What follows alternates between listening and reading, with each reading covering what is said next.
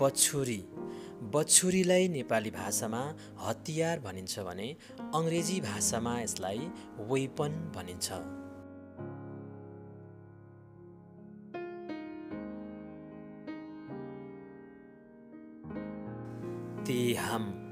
तेहामलाई नेपाली भाषामा लत्ता कपडा भनिन्छ भने अङ्ग्रेजी भाषामा यसलाई गार्मेन्ट भनिन्छ।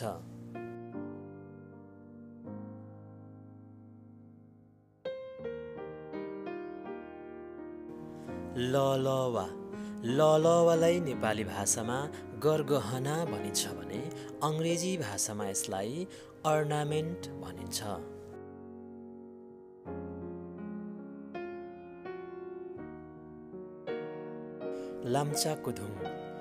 लाम्चाकुधुङलाई नेपाली भाषामा सामल तुमल भनिन्छ भने अङ्ग्रेजी भाषामा यसलाई फुड स्टफ भनिन्छ।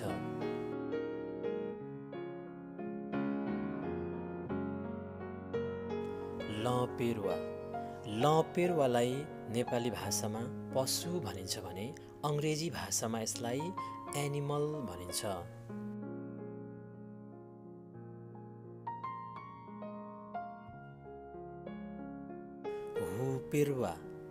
हुपेरुवालाई नेपाली भाषामा पंक्षी भनिन्छ भने अङ्ग्रेजी भाषामा यसलाई बर्ड भनिन्छ।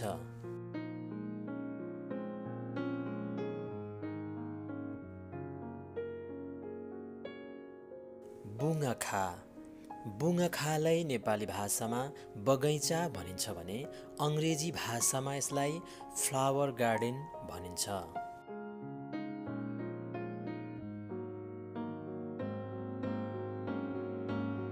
चसुङ अथवा चासुङ जसलाई नेपाली भाषामा अन्नबाली भनिन्छ भने अङ्ग्रेजी भाषामा यसलाई ग्रेन अथवा क्रप भनिन्छ।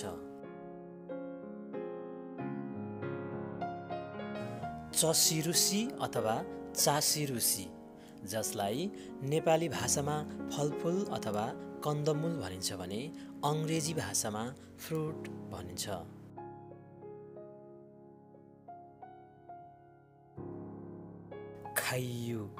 खैयुलाई नेपाली भाषामा सागसब्जी भनिन्छ भने अङ्ग्रेजी भाषामा यसलाई भेजिटेबल भनिन्छ।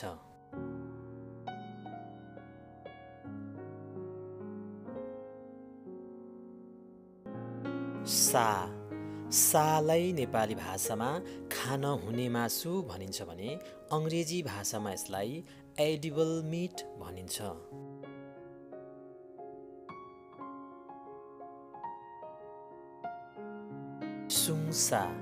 सुङसालाई नेपाली भाषामा खान नहुने मासु भनिन्छ भने अङ्ग्रेजी भाषामा यसलाई इनएडिबल मिट भनिन्छ।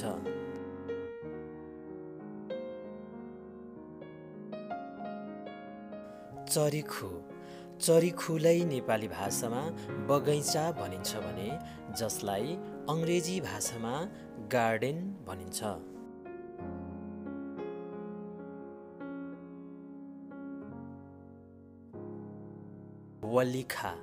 वलिखालाई नेपाली भाषामा वनजङ्गल भनिन्छ भने अङ्ग्रेजी भाषामा यसलाई फरेस्ट भनिन्छ।